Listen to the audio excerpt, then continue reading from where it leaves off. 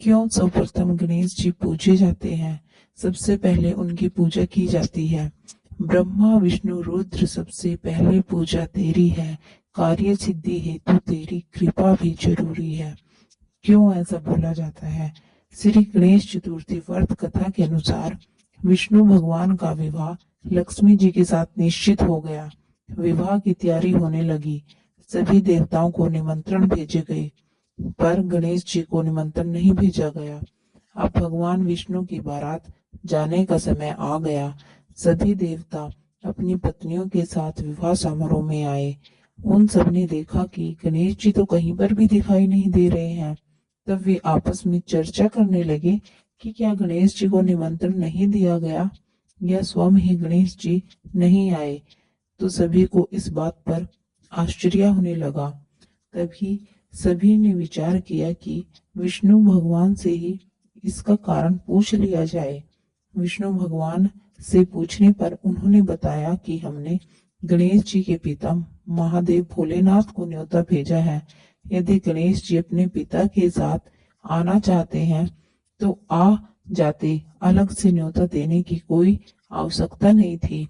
दूसरी बात यह है कि उनको 1.25 मन मूंग, 1.25 मन चावल और 1.25 मन घी और 1.25 मन लड्डू का भोजन दिन भर में चाहिए।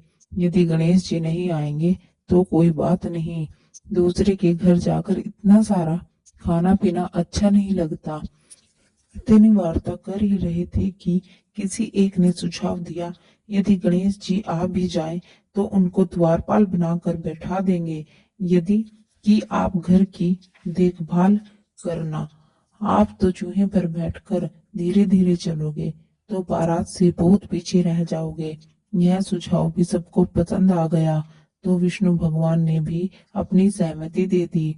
होना क्या था कि रास्ते में इतने में गणेश जी वहां आ पहुंचे और उन्हें समझा बुझाकर घर की रखवाली करने को बैठा दिया। बारात चल दी।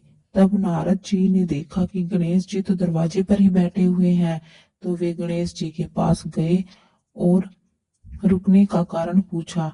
गणेश जी कहने लगे कि विष्णु भगवान ने मेरा बहुत अपमान किया है। नारद जी ने कहा कि आप अपनी मूषक सेना को आगे भेज दो तो वह रास्ता खोद देंगी, जिससे उनके वाहन धरती में धंस जाएंगे। तब आपको सम्मान पूर्वक बुलाना ही पड़ेगा।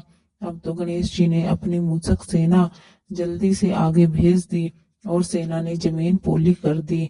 जब बारात वहां से निकली तो रथों के पहिए नदी धरती में धंस गए।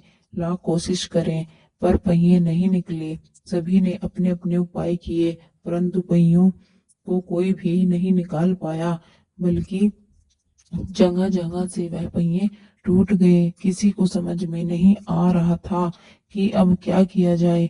तो वह नारद जी ने कहा, आप लोगों ने श्री गणेश जी का अपमान करके अच्छा नहीं किया। यदि उन्हें मना कर लाया जाए तो आपका कार्य सिद्ध हो सकता है और यह संकट भी टल सकता है।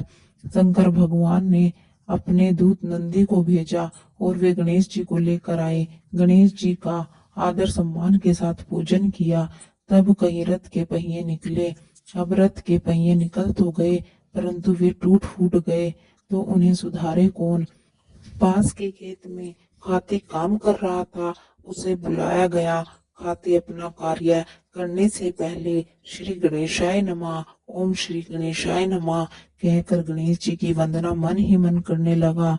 देखते ही देखते हाथी ने सभी पहियों को ठीक कर दिया। तब हाथी कहने लगा कि हे देवताओं, आपने सर्वप्रथम गणेश जी को नहीं मनाया होगा और न ही उनकी पूजन करी होगी, इसलिए तो आपके साथ यह संकट आया है। हम तो मूर्ख अज्ञानी हैं, फिर भी पहले गणेश जी को पूजते हैं, उनका ध्यान करते हैं। आप लोग तो देवतागण हैं, फिर भी आप गणेश जी को कैसे भूल गए। अब आप लोग भगवान श्री गणेश जी की जय बोलकर जाएं तो आपके सब काम बन जाएंगे और कोई संकट भी नहीं आएगा।